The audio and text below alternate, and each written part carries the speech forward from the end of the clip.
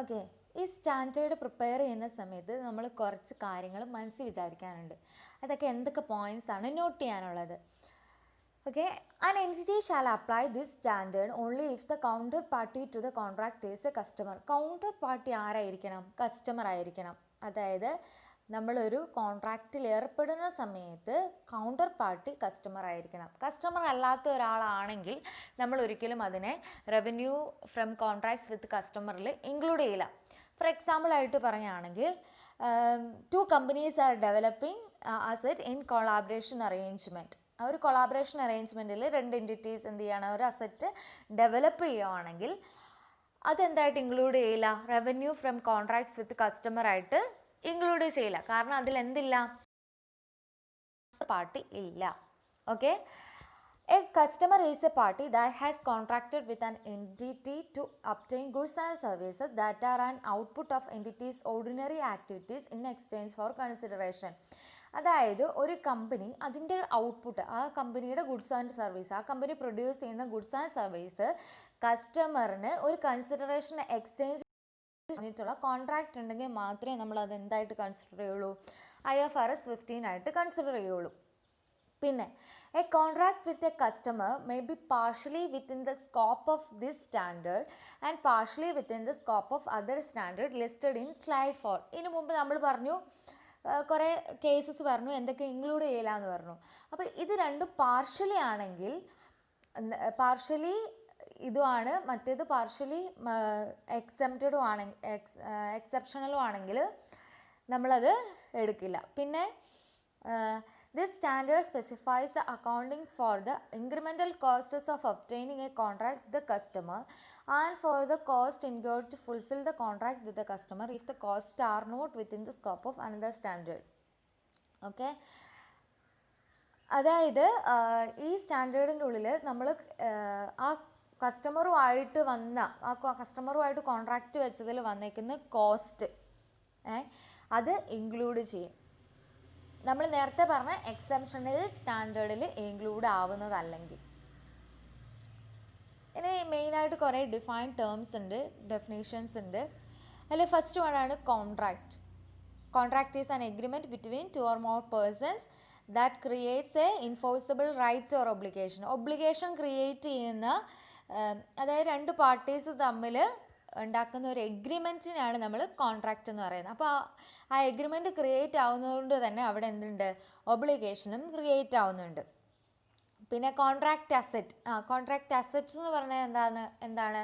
നമ്മുടെ കമ്പനി ഒരു product produce ചെയ്തു, ഒന്നെങ്കിൽ പ്രൊഡക്റ്റ് ആവാം അല്ലെങ്കിൽ സർവീസ് ആവാം, അത് പ്രൊഡ്യൂസ് ചെയ്ത് കൊടുക്കാമെന്നാണ് കോൺട്രാക്റ്റിൽ സ്പെസിഫൈ ചെയ്തിട്ടുണ്ടാവുക. എന്താണോ കസ്റ്റമേഴ്സിന് പ്രൊവൈഡ് ചെയ്യാമെന്ന് പറഞ്ഞേക്കുന്നത് അതിനെയാണ് കോൺട്രാക്റ്റ് അസറ്റ് എന്ന് പറയുന്നത്. ഇനി കോൺട്രാക്ട് ലയബിലിറ്റി എന്താണെന്ന് നോക്കാം. കോൺട്രാക്ട് ലയബിലിറ്റി എന്ന് പറഞ്ഞാൽ entity's obligation to transfer goods and services to the customer. അല്ലേ, കസ്റ്റമർ നമുക്ക് എമൗണ്ട് പേ ചെയ്തിട്ട് നമ്മുടെ അടുത്ത് നിന്ന് എന്തോ ഗുഡ്സ് ആൻഡ് സർവീസ് മേടിക്കാമെന്നാണ് കോൺട്രാക്റ്റ് പറഞ്ഞേക്കുന്നത്. അങ്ങനെ കമ്പനിക്ക് ഉണ്ടാവുന്ന ലയബിലിറ്റി, ഒബ്ലിഗേഷനെയാണ് നമ്മൾ കോൺട്രാക്ട് ലയബിലിറ്റി എന്ന് പറയുന്നത്. Next one customer. കസ്റ്റമർ എന്താണ്? നമ്മുടെ എൻറ്റിറ്റിയിൽ നിന്ന് ഗുഡ്സ് ആൻഡ് സർവീസസ് കോൺട്രാക്ട് ബേസിസിൽ പർച്ചേസ് ചെയ്യാമെന്ന് പറഞ്ഞേക്കുന്ന പേഴ്സൺ, അയാൾ എന്ത് ചെയ്യും? ഒരു കൺസിഡറേഷൻ പേ ചെയ്യുന്നുണ്ടാകും കമ്പനിയുടെ ഗുഡ്സ് ആൻഡ് സർവീസിന്. അങ്ങനെയുള്ള ഏത് പേഴ്സൺ ആണോ, ഏത് പാർട്ടിയാണോ കമ്പനിയുമായിട്ട് കോൺട്രാക്റ്റിൽ ഏർപ്പെട്ടേക്കുന്നത്, അതായത് കമ്പനിയുടെ ഗുഡ്സ് ആൻഡ് സർവീസസ് ഒരു പ്രത്യേക കൺസിഡറേഷനിൽ ബൈ ചെയ്യാമെന്ന് പറഞ്ഞേക്കുന്നത് ആരാണോ ആ പേഴ്സണെയാണ് നമ്മൾ കസ്റ്റമർ എന്ന് പറയുന്നത്. Next വണ്ണാണ് income. ഇൻകം എന്ന് പറഞ്ഞാൽ it is the increase in the economic benefit during the accounting period in the forms of inflows or enhancement of assets or decrease the liabilities that in result of increase in equity other than those related to contribution from equity participants. Okay, അതായത് economic benefit increase ചെയ്യുന്നതിനെ നമ്മൾ income എന്ന് പറയുന്നു. അതായത് cash inflow ആയിരിക്കും income എന്ന് പറയുന്നത്. Okay, അതിൻ്റെ കൂടെ തന്നെ നമ്മൾ ഒരു കാര്യം കൂടി ഡിസ്കസ് ചെയ്യാനുണ്ട്. എന്താണ് റവന്യൂ? റവന്യൂ എന്ന് പറയുന്നത് is the income arising in the ordinary course of entity's activities. എൻറ്റിറ്റിയുടെ ആക്ടിവിറ്റീസ് കൊണ്ട് അറൈസ് ചെയ്യുന്ന എൻറ്റിറ്റിയുടെ ആക്ടിവിറ്റീസ്, റിലേറ്റഡ് ആക്ടിവിറ്റീസിൽ നിന്നും കിട്ടുന്ന റിട്ടേണിനെയാണ് നമ്മൾ റവന്യൂ എന്ന് പറയുന്നത്. പിന്നെ പെർഫോമൻസ് ഒബ്ലിഗേഷൻ എന്ന് പറയുന്നത് എന്തായാലും ആ ഗൂഡ്സ് എന്ത് ചെയ്യാനുണ്ട്, ട്രാൻസ്ഫർ ചെയ്യാനുണ്ട്. അതിനെയാണ് പെർഫോമൻസ് ഒബ്ലിഗേഷൻ എന്ന് പറയുന്നത്. ഇൻകം നമ്മൾ ഓൾറെഡി ഡിസ്കസ് ചെയ്തു.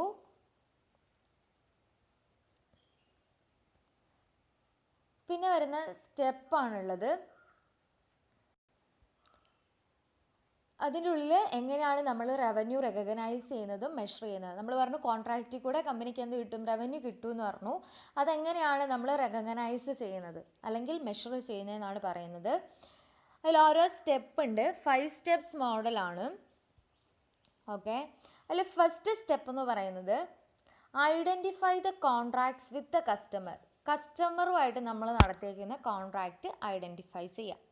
ഓക്കെ, സെക്കൻഡ് വൺ ആണ് identify the performance obligation in the contract.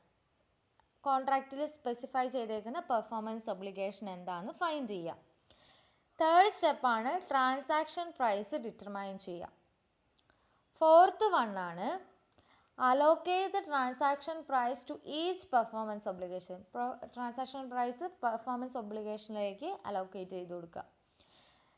Fifth സ്റ്റെപ്പാണ് recognise revenue when a performance obligation is satisfied by transferring promised goods or services to the customer. സർവീസസോ ഗുഡ്സോ നമ്മൾ കസ്റ്റമേഴ്സിന് കൊടുക്കുമ്പോൾ ആ പെർഫോമൻസ് ഒബ്ലിഗേഷൻ പെർഫോം ചെയ്തിട്ട് ആ ഗുഡ്സ് ആൻഡ് സർവീസസ് നമ്മൾ കസ്റ്റമറിന് പ്രൊവൈഡ് ചെയ്യുമ്പോൾ അതിൽ നിന്ന് കിട്ടുന്ന റവന്യൂ റെക്കഗ്നൈസ് ചെയ്യുക. ഓക്കെ, നമ്മൾ ഈ contract revenue from contracts with customer ചെയ്യുന്നത് തന്നെ കമ്പനിക്ക് എന്ത് കിട്ടാൻ വേണ്ടിയിട്ടാണ്, റവന്യൂ കിട്ടാൻ വേണ്ടിയിട്ടാണ്. അപ്പം ഫൈനലായിട്ട് 5 സ്റ്റെപ്പാണുള്ളത്. Identify the contract, identify the performance obligation, determine the transaction price, allocate the transaction price to the performance obligation. Then last step, recognize revenue when an entity satisfy the performance obligation. ഇനി നമ്മൾ ഓരോ സ്റ്റെപ്പും എടുത്ത് ഇതാക്കുകയാണ്. അപ്പോൾ first സ്റ്റെപ്പിലേക്ക് പോവാം. Identify the contract. അപ്പോൾ എന്താണ് contract? Contract is an agreement between 2 or more parties that creates enforceable rights and obligation. അല്ലേ, റൈറ്റ്സോ ഒബ്ലിഗേഷനോ create ചെയ്തുകൊണ്ട് 2 അതിലധികം ആൾക്കാർ ഒരു എഗ്രിമെൻറ്റ് ക്രിയേറ്റ് ചെയ്യുന്നതിനെയാണ് നമ്മൾ കോൺട്രാക്റ്റ് എന്ന് പറയുന്നത്. The contract can be written, oral or implied by an entity's customary business practices. Oral ആവാം, written ആവാം, അതുപോലെ തന്നെ കമ്പനിയുടെ തന്നെ കസ്റ്റമറി ബിസിനസ് പ്രാക്ടീസസിൽ ഇൻക്ലൂഡഡ് ആവാം. An entity shall account for a contract with a customer that is within the scope of this standard only when all the following criteria are met. അതായത് ഒരു എൻറ്റിറ്റി ഒരു കോൺട്രാക്റ്റ് കസ്റ്റമറുമായിട്ട് റിലേറ്റഡ്, അതായത് ഈ താഴെ പറയുന്ന criterias എല്ലാം satisfy ചെയ്താൽ മാത്രമേ ഒരു എൻറ്റിറ്റി ആ കോൺട്രാക്റ്റ് ഈ അക്കൗണ്ടിങ് സ്റ്റാൻഡേർഡിൽ ഇൻക്ലൂഡഡ് ആയിട്ട് കൺസിഡർ ചെയ്യുള്ളൂ. അതായത് കോൺട്രാക്റ്റ് വിത്ത് എ കസ്റ്റമറായിട്ട് കൺസിഡർ ചെയ്യണമെങ്കിൽ എന്ത് ചെയ്യണം, ഈ ഫോളോയിങ് കണ്ടീഷൻസ് സാറ്റിസ്ഫൈ ചെയ്യണം. ഫസ്റ്റ് വൺ ആണ് the parties to the contract have an approved the contract. Parties to the contract have approved the contract അല്ലേ. അതായത് ആ പാർട്ടീസ്, 2 പാർട്ടീസ് എന്ത് ചെയ്തിട്ടുണ്ടാവണം, അപ്രൂവൽ നടത്തിയിട്ടുണ്ടാവണം. Okay, 2 parties have to approve the contract. അല്ലേ, parties have to approve the contract. Okay, next one നോക്കാം. The entity can identify each party's rights regarding goods or services to be transferred. ആ contract നോക്കുന്ന സമയത്ത് ഒരു എൻറ്റിറ്റിക്ക് 2 പാർട്ടിയുടെ right, goods and service transfer ചെയ്യുന്ന സമയത്ത് 2 പാർട്ടിക്കും വരുന്ന റൈറ്റ്സ് ഐഡൻറ്റിഫൈ ചെയ്യാൻ വേണ്ടി സാധിക്കണം.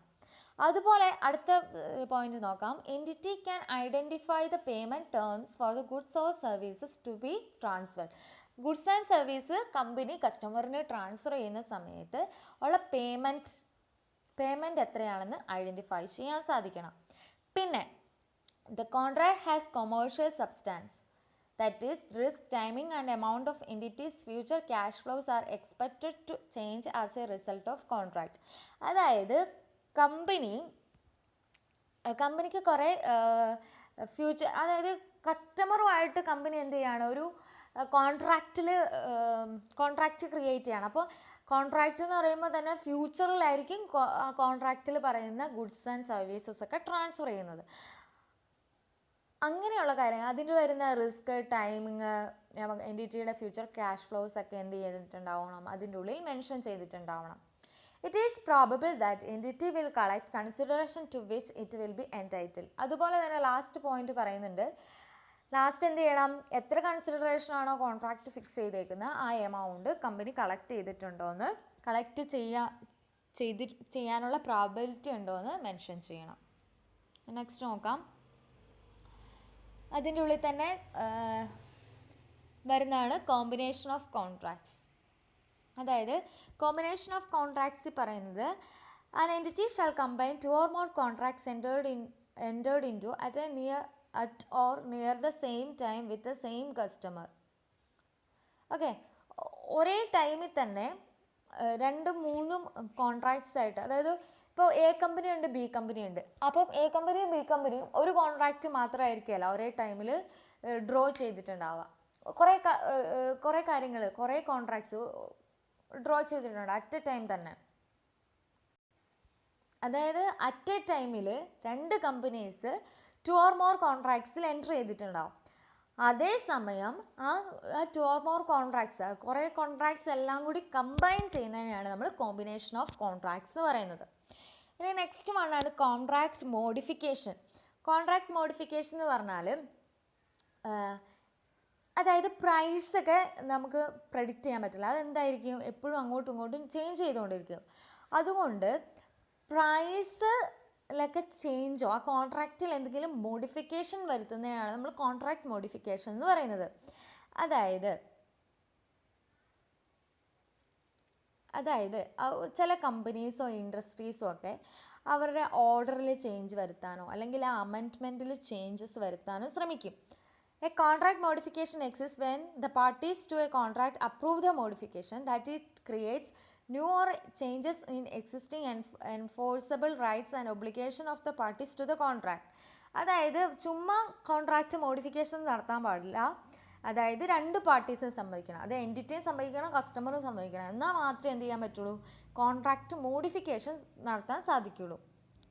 അതായത് കോൺട്രാക്ട് മോഡിഫിക്കേഷൻ നടത്തിയാലും അത് അപ്രൂവ് ചെയ്യണമെങ്കിൽ അതൊന്നെങ്കിൽ റിട്ടേൺ ആയിരിക്കണം, ഓറൽ ആയിരിക്കണം, അല്ലെങ്കിൽ ഓറൽ എഗ്രിമെൻ്റ് ആയിരിക്കണം, അല്ലെങ്കിൽ ബിസിനസ്സിൻ്റെ കസ്റ്റമറി പ്രാക്ടീസിൽ ഇംപ്ലൈ ചെയ്തിട്ടിരിക്കണം. അപ്പോൾ ഒന്നുകൂടി പറയാം, കോമ്പിനേഷൻ ഓഫ് കോൺട്രാക്ട്സ് എന്ന് പറഞ്ഞാൽ 2 കമ്പനീസ്, അതായത് എൻറ്റിറ്റിയും കസ്റ്റമറും തമ്മിൽ 2 അതിലധികമോ കോൺട്രാക്ട്സ് ഉണ്ടെങ്കിൽ ആ കോൺട്രാക്ട്സ് എല്ലാം കൂടി കമ്പൈൻ ചെയ്യുന്നതിനാണ് കോമ്പിനേഷൻ ഓഫ് കോൺട്രാക്ട്സ് എന്ന് പറയുന്നത്. അതേസമയം കോൺട്രാക്റ്റ് മോഡിഫിക്കേഷൻ എന്ന് പറഞ്ഞാൽ ഇപ്പോൾ തന്നെ ഉണ്ടാക്കിയ കോൺട്രാക്റ്റിൽ തന്നെ മോഡിഫിക്കേഷൻസ് വരുത്തുകയാണെങ്കിൽ അതിനെയാണ് കോൺട്രാക്റ്റ് മോഡിഫിക്കേഷൻസ് എന്ന് പറയുന്നത്. ഇനി നമുക്ക് സ്റ്റെപ്പ് 2ലേക്ക് പോവാം. സ്റ്റെപ്പ് 2 എന്ന് പറയുന്നതാണ് identify the performance obligation in the contract. അതായത് നമ്മളൊരു കോൺട്രാക്റ്റിൽ ഇൻക്ലൂഡ് ചെയ്യുന്ന സമയത്ത് നമ്മൾ ശരിക്കും നമ്മുടെ കസ്റ്റമറിനെ പ്രോമിസ് ചെയ്യാണ്. അതായത് നമ്മൾ ഫ്യൂച്ചറിൽ ഗുഡ്സ് ആൻഡ് സർവീസസ് ആ കസ്റ്റമറിന് കൊടുക്കുമെന്ന് പറഞ്ഞ് പ്രോമിസ് ചെയ്യാണ്. ആ പ്രോമിസിനെയാണ് നമ്മൾ ശരിക്കും പെർഫോമൻസ് ഒബ്ലിഗേഷൻ എന്ന് പറയുന്നത്. അതായത് a contract includes promise to provide goods and services to its customer. That promise is called performance obligation. നമ്മൾ പ്രോമിസ് ചെയ്യാണ്, ഞങ്ങൾ ഈ ഗുഡ്സ് ആൻഡ് സർവീസസ് തരാമെന്ന് പറഞ്ഞ് കസ്റ്റമറിനെ പ്രോമിസ് ചെയ്യുകയാണെങ്കിൽ അങ്ങനെയുള്ള പ്രോമിസിനെയാണ് നമ്മൾ പെർഫോമൻസ് ഒബ്ലിഗേഷൻ എന്ന് പറയുന്നത്. Okay, that is performance obligation is a promise in a contract to transfer goods and services to a customer. goods and service കൊടുക്കാമെന്ന് പറഞ്ഞ് ഒരു എൻറ്റിറ്റി കസ്റ്റമറിന് പ്രോമിസ് ചെയ്യുന്നതിനെയാണ് നമ്മൾ എന്ത് പറയുന്നത്, പെർഫോമൻസ് ഒബ്ലിഗേഷൻ എന്ന് പറയുന്നത്. A company would account for performance obligation separately only if the promised goods and services are distinct.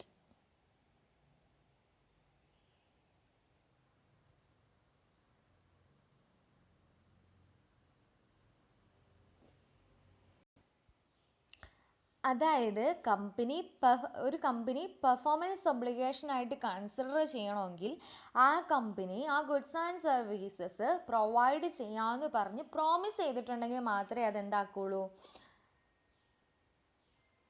അതൊരു പെർഫോമൻസ് ഒബ്ലിഗേഷനായിട്ട് കൺസിഡർ ചെയ്യുള്ളൂ. അതേസമയം നമ്മൾ സാധാരണ പോലെ സെയിൽസ് നടത്തുവാണെങ്കിൽ അത് ഒരിക്കലും എന്താക്കില്ല, പെർഫോമൻസ് ഒബ്ലിഗേഷൻസ് ആയിട്ട് കൺസിഡർ ചെയ്യില്ല. സാധാരണ ഒരു സെയിൽ നടത്തുമ്പോൾ ഒരു 2-3 മാസത്തിന് മുമ്പ് ആരെങ്കിലും പ്രോമിസ് ചെയ്യുന്നുണ്ടോ ഗുഡ്സ് ആൻഡ് സർവീസസ് കൊടുക്കാമെന്ന്? ഇല്ല. സെയിലിൻ്റെ ഉള്ളിൽ നമ്മൾ അങ്ങനെ പ്രോമിസ് നടത്താത്തതുകൊണ്ട് തന്നെ അതിനെ നമ്മൾ എന്ത് ചെയ്യില്ല, revenue from contracts from customers ആയിട്ട് കൺസിഡർ ചെയ്യില്ല, IFRS 15 ആയിട്ട് കൺസിഡർ ചെയ്യില്ല. അതേസമയം ഒരു പ്രോമിസ് ക്രിയേറ്റ് ചെയ്യാണ്, ഞാൻ 5 മാസത്തിന് ശേഷം നിങ്ങൾക്ക് ഗുഡ്സ് ആൻഡ് സർവീസ് പ്രൊവൈഡ് ചെയ്യാമെന്ന് പ്രോമിസ് ചെയ്യുകയാണെങ്കിൽ അതിനെ നമ്മൾ പെർഫോമൻസ് ഒബ്ലിഗേഷനായിട്ട് കൺസിഡർ ചെയ്യും. ഓക്കെ.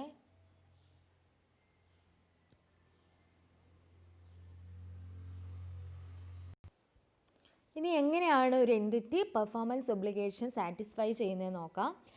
അതായത് ഫസ്റ്റ് വൺ എന്ന് പറയുന്നത് കമ്പനി പ്രോമിസ് ചെയ്യാണ്, അതായത് ഗുഡ്സ് ആൻഡ് സർവീസസ് പ്രൊവൈഡ് ചെയ്യാമെന്ന് കസ്റ്റമറിന് പ്രോമിസ് ചെയ്യുകയാണെങ്കിൽ അത് പെർഫോമൻസ് ഒബ്ലിഗേഷന് സാറ്റിസ്ഫൈ ചെയ്യും. ഓക്കെ. അതായത് an entity shall recognize revenue when the entity satisfy the performance obligation by transferring promised goods or services to a customer. An asset is transferred when customer obtain controls of that asset. അതായത് entity എന്ത് ചെയ്യും, revenue recognise ചെയ്യും എപ്പോഴാണോ അതിൻ്റെ performance obligation perform ചെയ്യുന്നത്. അപ്പോൾ ആ company revenue recognise ചെയ്യുവാണെങ്കിൽ അത് പെർഫോമൻസ് ഒബ്ലിഗേഷൻ സാറ്റിസ്ഫൈ ചെയ്യുന്നുണ്ട്. പിന്നെ നെക്സ്റ്റ് ആണ് നോക്കാം, if an entity does not satisfy the performance obligation over time the performance obligation satisfied at a point of time. അതായത് കറക്റ്റ് ടൈമിൽ തന്നെ ആ പെർഫോമൻസ് ഒബ്ലിഗേഷൻ സാറ്റിസ്ഫൈ ചെയ്യണം.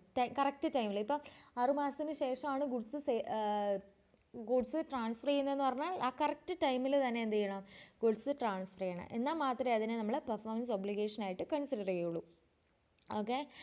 പിന്നെ an entity transfers control of goods and services over time therefore satisfy the performance obligation and recognize revenue over time.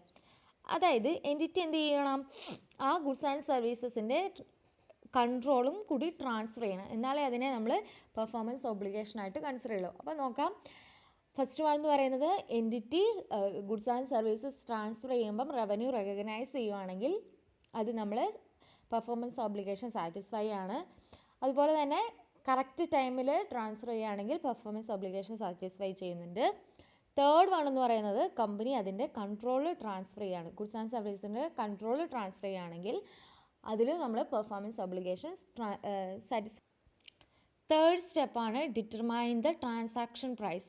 So നമുക്ക് എന്താണ് transaction price എന്ന് നോക്കാം. Transaction price is the amount of consideration a company expects to be get from the customer in exchange of transferring goods and services. അതായത് company goods and services കസ്റ്റമറിന് transfer ചെയ്യുന്ന സമയത്ത് expect ചെയ്യുന്ന കൺസിഡറേഷനാണ് transaction price, അല്ലേ?